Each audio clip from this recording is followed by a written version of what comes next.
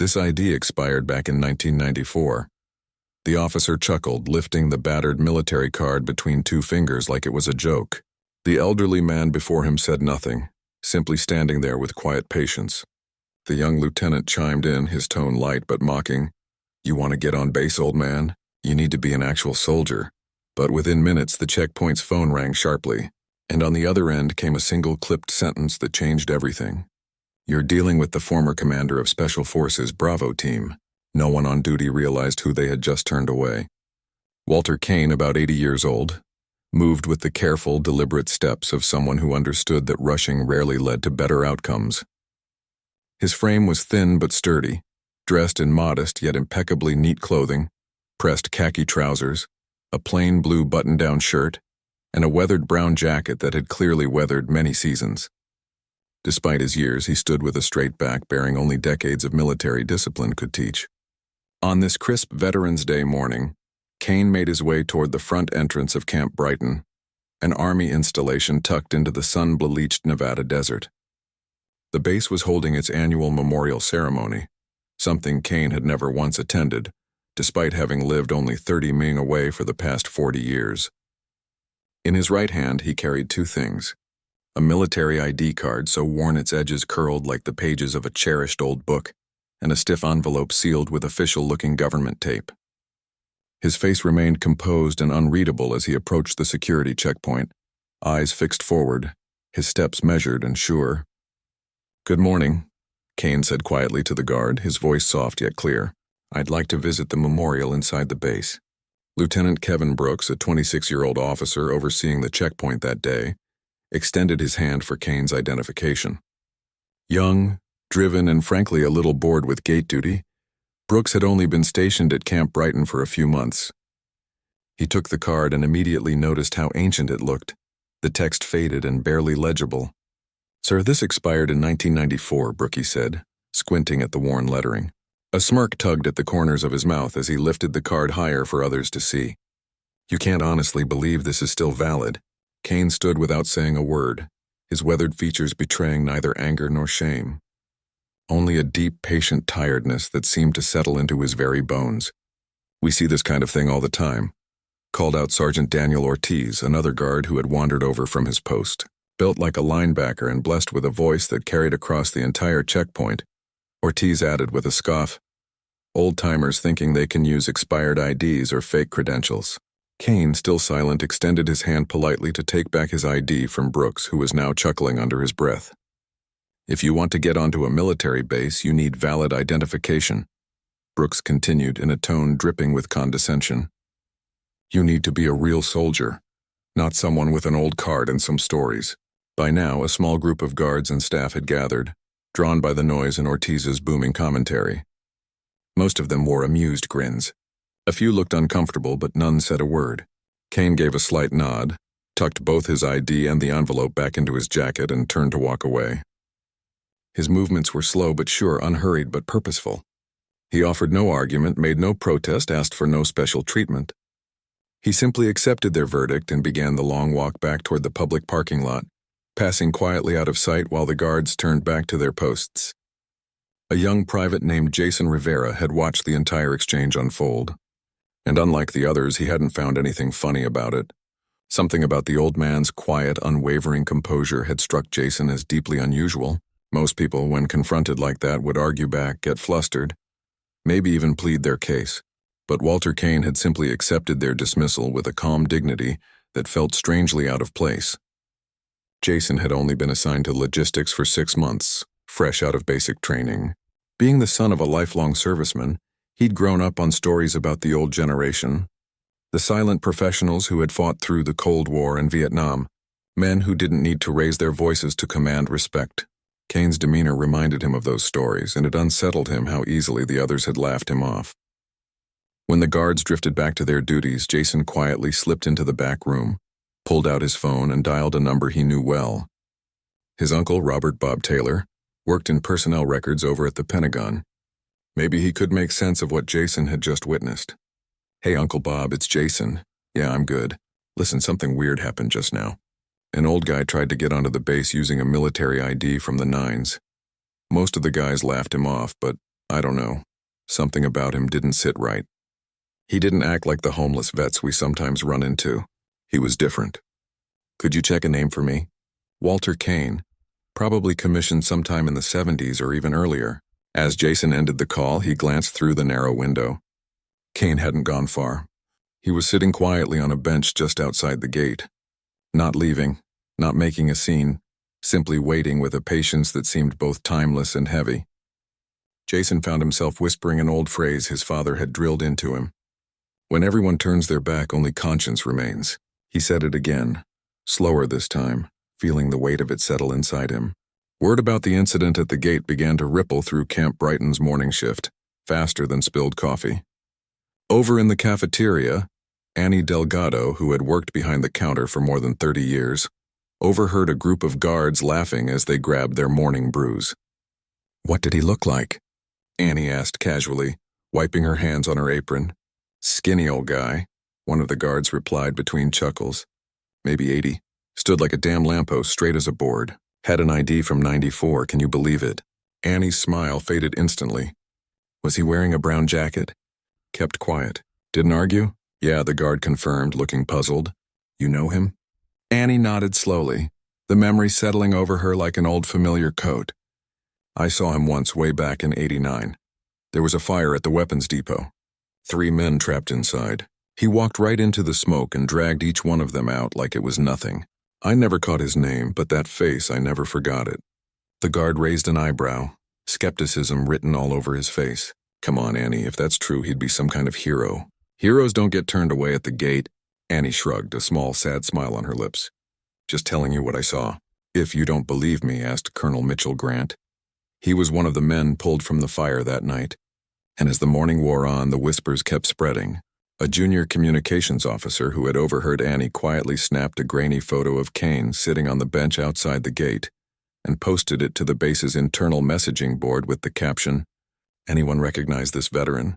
Turned away at gate? But Annie says he saved lives in the '89 depot fire." Replies started flooding in almost instantly. Someone said, "That looks like the guy in the old photo in Colonel Grant's office." Another added, "My dad served in the '70s, says that might be Walter Kane, but thought he passed away years ago." Someone else asked, "Wasn't there a Walter Kane who got some secret combination during Vietnam?" Meanwhile, Jason Rivera sat anxiously by the staff phone. 20 minutes after his call to the Pentagon, it rang sharply. Jason grabbed it on the first ring. "Private Rivera," he answered. "This is Colonel Samuel Hayes from the Pentagon," came the response. "I need to speak immediately with the officer in charge of your security checkpoint. Put me on speaker." Jason's heart raced as he flagged down Lieutenant Brooks. "Sir, call from the Pentagon. They're asking for you." Brooks adjusted his uniform, confusion flashing across his face before picking up. "This is Lieutenant Brooks," he said. "Lieutenant, this is Colonel Samuel Hayes, Special Operations Historical Division. Put this call on speaker right now." Brooks obeyed, his face tightening with worry. The small security room fell completely silent as Colonel Hayes' voice filled the space. "The man you turned away is retired Colonel Walter E. Kay, former commander of Special Forces Bravo Team from 1971 to 1979. His security clearance is still active under General Order 117A, regardless of his ID's expiration." Sergeant Daniel Ortiz, leaning against the wall, instantly snapped to attention. Lieutenant Brooks went pale. "Sir, we didn't know." Brooks stammered, but Hayes cut him off without hesitation. "Colonel Kane is attending the annual memorial service. He has every right to be there." This man led the most successful extraction unit in Vietnam and later commanded the 1975 Cambodia prisoner rescue mission. A collective gasp moved through the room. The Cambodia mission was legendary, though much of it remained buried under layers of classification. Whispers had lingered for decades about a small team that rescued 28 American PS from a deep enemy camp without losing a single man. "A vehicle is already en route to your location," Hayes continued crisply. "I suggest you offer Colonel Kane every courtesy until it arrives." As if on cue, a black military SUV rolled up to the gate. 3 senior officers stepped out, their movements brisk and filled with purpose. Leading them was a full colonel, his chest heavy with rows of combat ribbons, heading straight for the checkpoint. "I'm Colonel Beckett. Where is Walter Kane?" Brooks pointed mutely toward the bench outside. Without hesitation, Colonel Beckett nodded and marched toward Kane, the other officers falling in behind him. Jason Rivera moved to the window, watching as Beckett approached and delivered a sharp salute. Kane rose slowly, his movements deliberate, and returned the gesture. Words were exchanged, hands shaken, and Kane retrieved the stiff envelope from his jacket, handing it carefully to Beckett. 15 minutes later, Kane and the officers returned to the gate, and this time Lieutenant Brooks and Sergeant Ortiz stood stiffly at full attention. "These gentlemen will be entering the base under my authority," Colonel Beckett announced, his tone brooking no argument. As they moved through, Beckett stopped briefly, turning toward the assembled security team. "For your information," he said coldly, "that ID card you mocked contains an embedded transmitter. Colonel Kane activates it exactly once a year on Veterans Day, so we know he's still out there. We monitor it specifically." Brooks swallowed hard. "Sir, I had no idea," he said, voice faltering. "No," Beckett replied sharply. "You didn't. You saw an old man with a faded ID and made assumptions. That man commanded operations you'll never have clearance to even read about. He saved more American lives than everyone at this checkpoint combined." After the group disappeared out of sight, Jason turned to Brooks. "Sir, what just happened?" Brooks ran a weary hand over his face. "We just insulted a living legend." "That's what happened?" he muttered. Ortiz shook his head in disbelief. "Cambodia rescue mission," he said quietly. "That's like finding out you yelled at Rambo." Later that morning, Jason's phone rang again. His uncle's voice was tight with urgency. "Do you realize who that was?" Bob Taylor asked. "Walter Kane isn't just some retired officer. After Vietnam, he led the most secretive extraction unit in military history. His missions are still blacked out in the records." Jason asked the question that had been burning in his mind. Then why would someone like that just accept being turned away? He didn't even argue. There was a long pause before Bob answered. "Men like Kane don't need to prove anything. They know who they are. That's what made them so effective, no ego. The mission was all that mattered." As the hours wore on, bits and pieces of Kane's story filtered across unofficial channels. Since retiring, he had lived quietly in a small town in Nevada, refusing interviews, declining honors, never seeking attention. This was the first time in decades he had even attempted to step onto a military base. The envelope he carried wasn't for show. It contained personal letters he had written each year for the families of soldiers who had died under his command. Their names were carved into the memorial inside Camp Brighton. For 40 years he had written to them without ever delivering the letters until today. "I don't know about you, but this part really hit me. If it moved you too, type respect." By noon, Camp Brighton was alive with an energy it hadn't seen in years. As the base commander declared an emergency protocol, "Prepare an honor reception for Colonel Walter Kane," word spread through the ranks like wildfire. Soldiers who had been performing mundane tasks were suddenly ordered to line the main road, forming a corridor of respect. An honor guard was assembled in record time. Dress uniforms were pulled from lockers, quickly pressed, medals fastened. Meanwhile, the memorial site, Kane's intended destination, was readied for a visitor of exceptional importance. Lieutenant Kevin Brooks, still rattled from the morning's humiliation, stood at rigid attention, watching the approaching procession. Kane, walking calmly with the officers, wore the same humble civilian clothes. He had politely declined the offer of formal military attire. But even in worn khakis and a simple jacket, he radiated an unmistakable command presence that made everyone around him instinctively straighten their backs. As Kane drew near the gate once more, a remarkable sight unfolded. Every soldier present snapped to attention and saluted with the precision normally reserved only for the highest generals. Kane returned the salute smoothly, his weathered hand moving with the flawless muscle memory of decades of service. Across the base, the internal communications exploded with alerts. "Urgent. All personnel be advised. Colonel Walter E. Kane, retired, is present on base for a memorial visit. Full honors protocol in effect. Pentagon notified. Incident involves decorated Special Forces commander. Show utmost respect. Media blackout remains in place regarding Colonel Kane's visit." Veteran forums tied to Camp Brighton were buzzing. "Kane's alive." One post read, "The Walter Kane. I thought he passed away years ago. My dad served under him in '73. Another wrote, said Kane was the best officer he ever met. Never left a man behind. Ever. The base's digital board soon filled with messages from aging veterans who had once fought alongside Kane. I was a radio operator pinned down in Vietnam. One story read, Kane led the extraction, 72 hours without sleep, never once complained, kept every one of us breathing until we got out. Another noted, he refused a Silver Star in 76, said the mission success was reward enough. Everywhere the same reverence echoed, there had never been another like him. Later that afternoon, after Brooks had been quietly relieved of his checkpoint duties, he sought out Kane. He found him standing silently before the memorial wall, fixed on the names listed under Southeast Asia operations. Brooks approached slowly, shame written in every hesitant step. Colonel Kane. Sir, Brooks began, his voice barely more than a whisper. I want to apologize for how I treated you this morning. I was disrespectful and judgmental. Kane turned toward him, his expression unreadable. After what felt like an eternity, he spoke, voice steady and low. You were doing your job, Lieutenant. No, sir, Brooks replied, standing a little taller. I followed procedure, but I failed my real duty. My duty to protect this base while honoring those who served. I failed you. Kane studied him for a long moment, then said quietly, The fault isn't yours. It's how you've been trained to see men today. Brooks frowned slightly, unsure what he meant.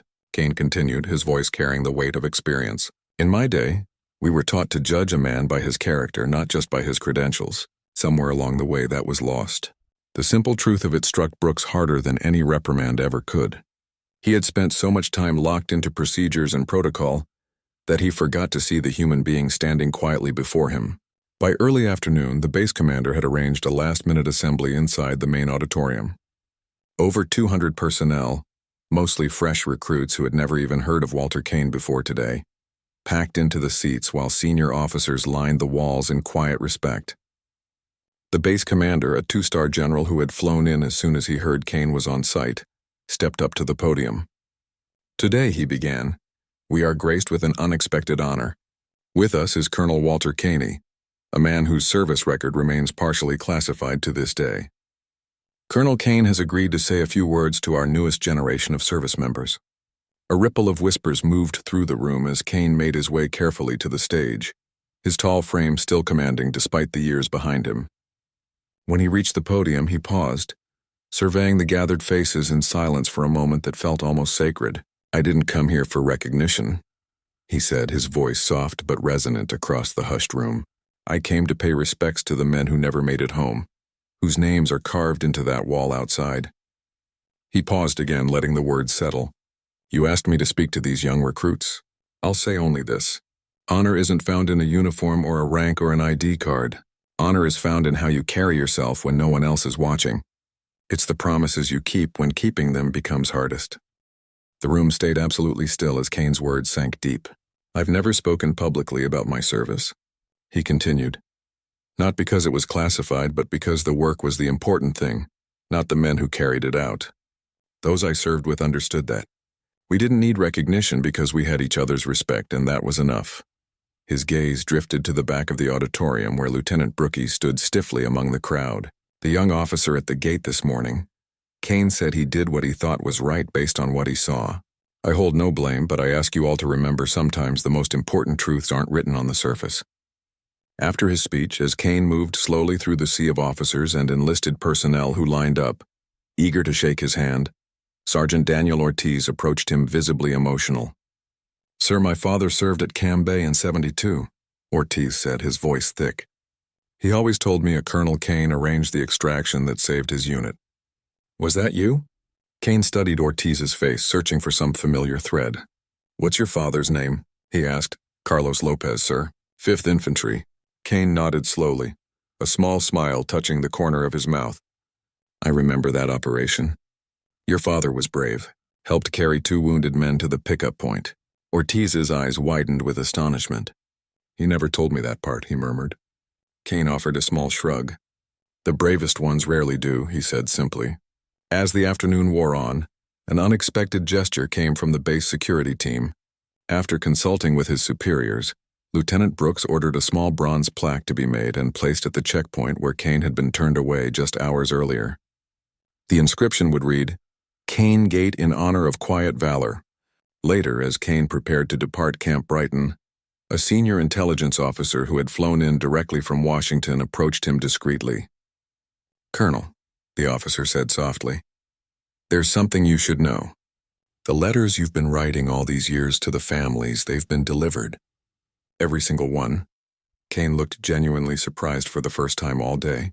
How? He asked. I never sent them. No, you didn't, the officer replied. But you wrote their names and addresses on each envelope.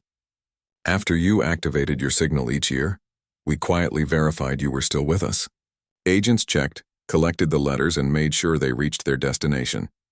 We made sure they reached their destinations, the officer said softly.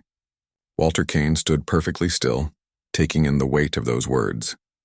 For decades he had written annual letters to the families of men lost under his command, believing it was a private act of remembrance, a duty he owed. To learn now that those messages had quietly made their way into the hands of the families visibly moved him. The Sullivan family in Oregon, the Williams in Georgia, Kane asked, voice low. The officer nodded. All of them. Every year. Some families have kept every single letter you ever sent. As the sun began to sink over Camp Brighton, Kane returned once more to the memorial wall, his calloused fingers lightly tracing the carved names. A small group of officers stood at a respectful distance, silently witnessing as the living legend paid tribute to his fallen brothers.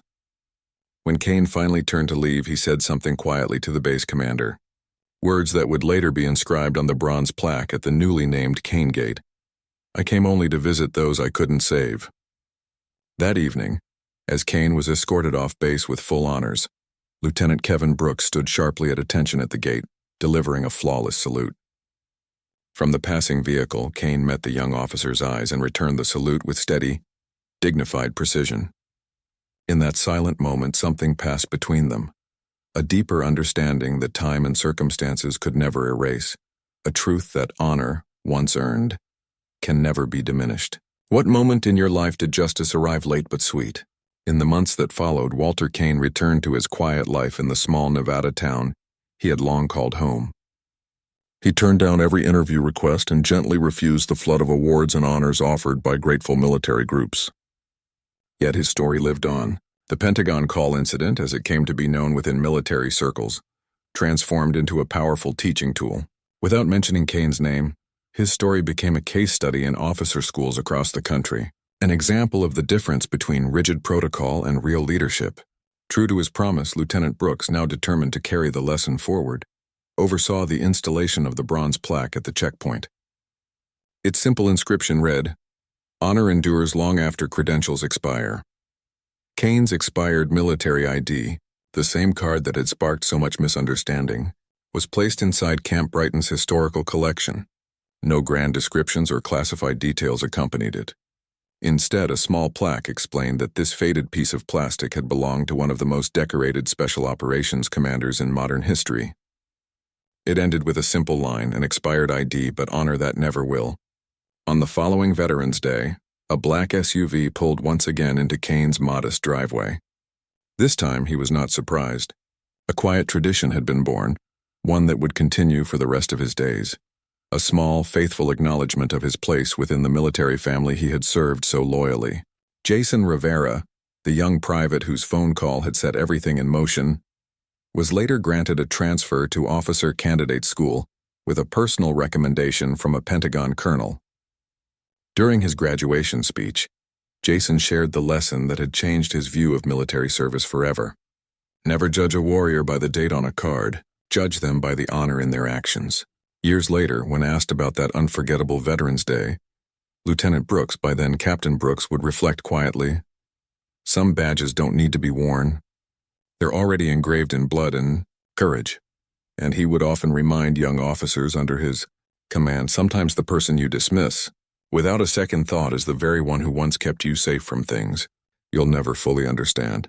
As for Colonel Walter Kane, he continued writing his annual letters, secure in the knowledge they would reach the ones they were meant for.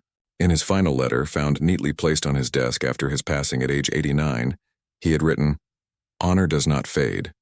It only needs one person to remember. Justice may delay, but it is never absent. Don't give up when you're doing what's right." When have you stood firm while the world stood against you? Share your story now. Subscribe to QH Incredible Stories to see how truth and justice still prevail.